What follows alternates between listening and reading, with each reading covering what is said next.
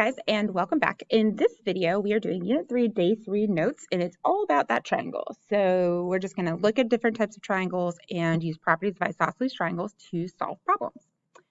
So in part 1, we have classifying triangles. So you should remember this from years past, but so when you're classifying triangles by their sides, if it's scalene, then you have no congruent sides. If it's isosceles, then you have two congruent sides. And if it's equilateral, then you have three congruent sides.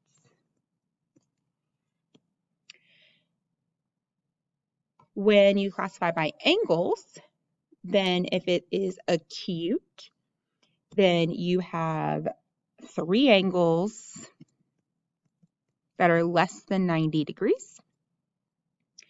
If it's right, then you're going to have one angle that equals 90 degrees. And then your other two angles will be acute. And if it's obtuse, then you're going to have one angle that is greater than 90 degrees. And the other two would be acute. And remembering that angles in a triangle add to 180, which is why if you have a 90-degree angle, then the other two have to be split between 90, which would make them both less than 90. And same thing with obtuse. If one angle is greater than 90, the other two have to be less than 90 because you would take that away from 180. A couple of special facts about triangles. A right triangle and a right triangle, the side opposite the right angle, is called the hypotenuse. And the two sides that make up that the right angle are called the legs. So if you imagine this is your triangle, right angle, there's your hypotenuse. And then here are your legs. So on these next examples, you're just going to draw and label an example of each type. So if it's right and isosceles, then you're going to have to make sure you mark a right angle and then mark your sides that are congruent.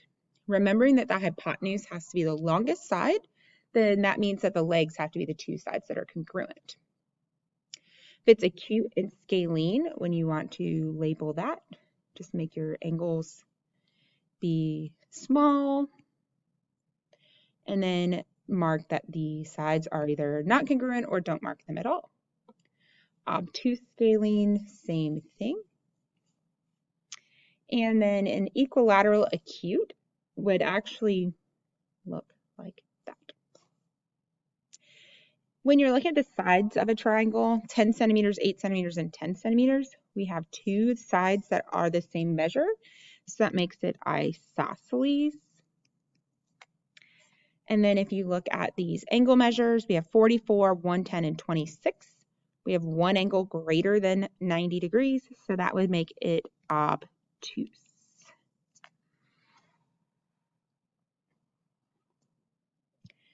So there's a very special triangle called the isosceles triangle, and this did not get typed very well. So an isosceles triangle is a triangle that has two congruent sides.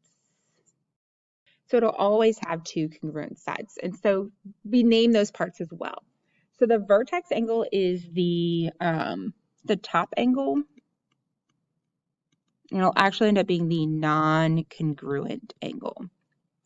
The legs are the two congruent sides. And the base is the non-congruent side. Or the third side. And the base angles are the angles formed by the base and legs.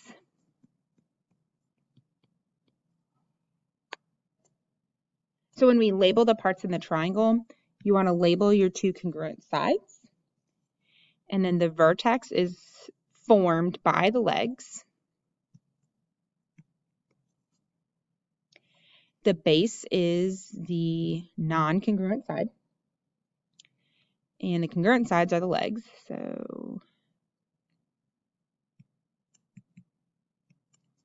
And your base angles are the angles with the base and the legs. So that's base angle 1, and that's base angle 2. It's important to note that in an isosceles triangle, since there's two congruent sides, there's also two congruent angles. So your base angles are always congruent in an isosceles triangle. So if you look at number 1 down here, so if triangle AOD, so that's this triangle here, is isosceles with OA congruent to OD, then angle A is going to be congruent to angle D, because those are the base angles of AOD. If BOC, that's that middle triangle, is isosceles with OB congruent to OC, then angle OBC will be congruent to angle OCB. So again, those base angles will be congruent. And then if AOD, that's the big triangle again, go back to green here, is an isosceles right triangle with a right angle AOD, so that means this top one is right, then the measure of angle A is what? And we would find that by saying, okay, well, if this is a right angle, then the other two angles will have to equal 90, because 180 minus 90 is equal to 90. And since I need to spread that evenly, because they're congruent, I divide it by 2, which gives me 45 degrees. So angle A would have to be 45 degrees.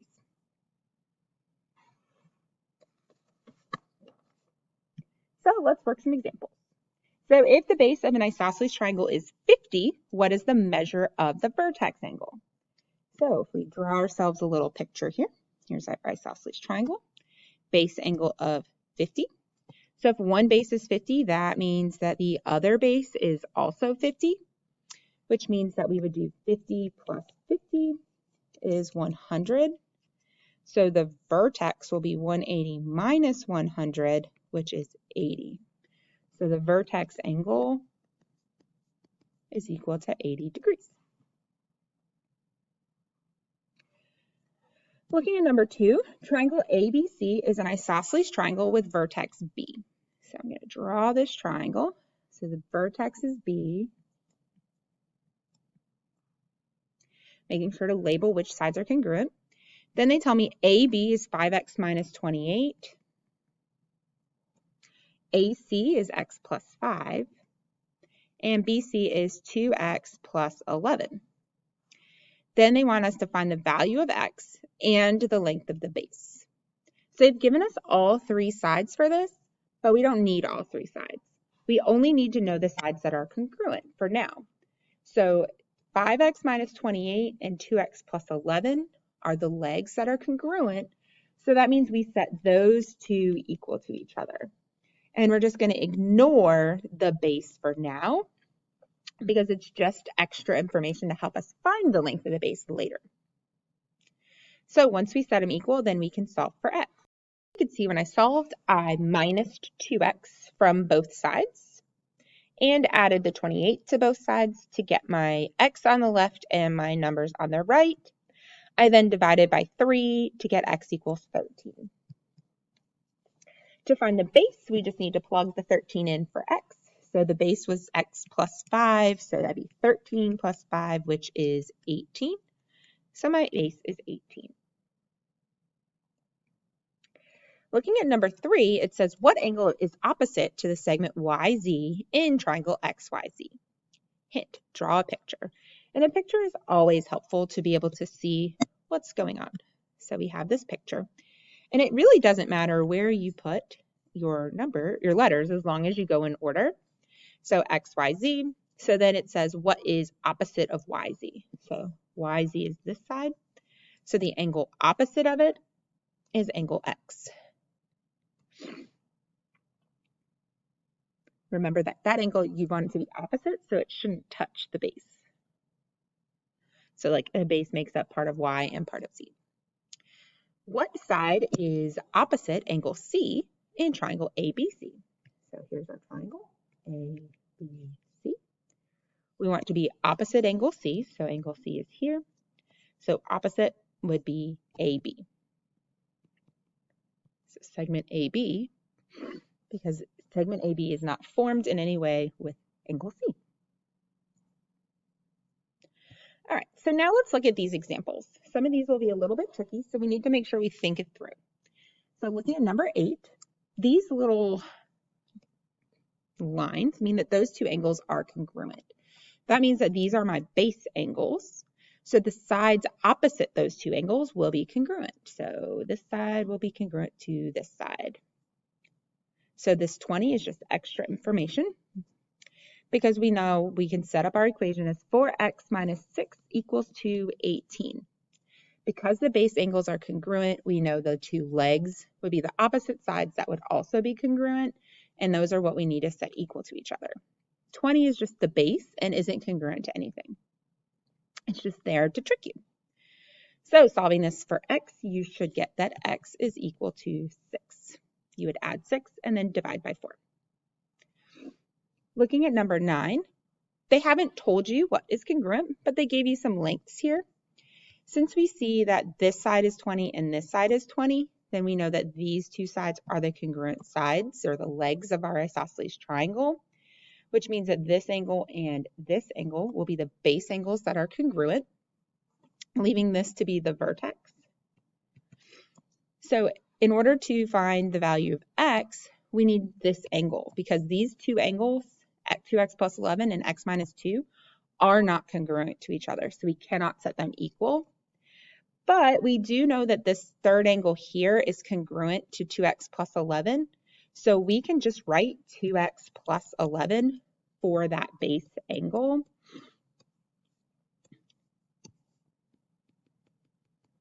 So we can just use our triangle angle sum theorem to solve this. So we have two angles of 2x plus 11, so 2 times 2x plus 11 plus x minus 2 will equal 180 degrees. To solve that equation, you'll distribute, then you'll combine your like terms, move your whole number or your constant to the right, and then divide by 5 to get that x is equal to 32. When we look at number 10, it kind of builds on itself. So we see that we have two base angles that are congruent here. So that means that this side is congruent to this side. And since they told us this side is congruent to this side, we see that we have two isosceles triangles. Since all these three sides are congruent, then we know 4x plus 2 is equal to 6x minus 30. So we would set up our equation to be 4x plus 2 is equal to 6x minus 30. Solving for x, you're going to move the 4x to the right, the 30 to the left. You could also go the other way, but then you'll divide by 2 and get that x is equal to 16. Moving on to number 11, this is another example where you need to focus on the fact that they've told you these two angles are congruent. Since those two angles are congruent, that makes them the base angles, which makes these two sides the legs. This side is just extra information. So all we're going to do is set our two legs equal to each other and then solve for x. Solving for x, we get that x is equal to 8 by moving the x and the 6 and then dividing by 2. When we look at number 12, we see that we have these two sides congruent. Since those two sides are congruent, that makes them the legs, and these base angles will also be congruent. You can do this in one of two ways. Since we know this left angle is x, then the right angle also has to be x since they're congruent. We can use that information with our 116 being our exterior angle and know that x plus x has to equal 116. The x's will combine to be 2x, and then divide by 2 to get that x is equal to 58. You could also use 116 being a linear pair with this angle and subtract from 180 to find the vertex angle, then set up another equation either by adding all three angles to 180 or subtracting the vertex angle from 180 and dividing by 2. Looking at number 13, we see several congruent sides. We see that this angle or this side is congruent to this side, and then that this side is congruent to this side. So all three of those sides are congruent, and that leaves us with two isosceles triangles, which means that this angle is congruent to this angle. and that this angle is congruent to this angle. We do not necessarily know that those two sets of base angles are congruent though. So in order to find this, we should first find these two base angles. So we would do that by taking 180 and subtracting 54, which will give us 126. Dividing that by 2 will give us 63. So we know our base angles in the first triangle are 63. We can then find our vertex angle here by taking 180 and minusing 63 because they form a linear pair, and that will give us 117 degrees. Once we've done that, then we know the vertex angle of our right triangle, not right angle, but the triangle on the right. So we can then find our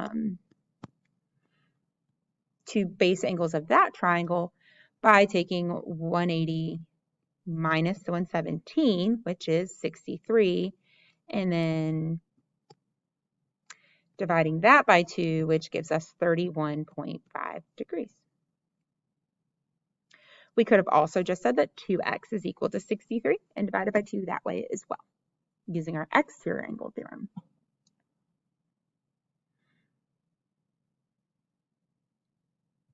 And finally, looking at number 14, we see that these two angles are congruent and that our vertex angle is 60. And then we have that 3x is equal to 21.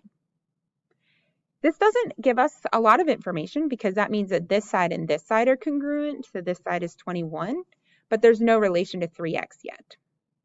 But if we know that this angle is 60, then these two angles also need to be 60 because 180 minus 60 is 120, and divide that by 2, we get 60, which makes this triangle equiangular. And an equiangular triangle is also equilateral. So that means that all three sides of our triangle are congruent, which therefore means that 3x is equal to 21. So we can divide by 3 and get that x is equal to 7. If we didn't know that this top angle was 60, then this would not be able to be done because we don't know that 21 and 30x should be equal unless it is an equilateral triangle with 3 congruent angles. For the rest of the day, you are going to finish the practice that is on the next 2 pages, finding x. And let's just have you do the evens, and that should be plenty of practice for you. I will see you tomorrow and answer any questions that you have then, as well as do our next piece. Have a wonderful afternoon.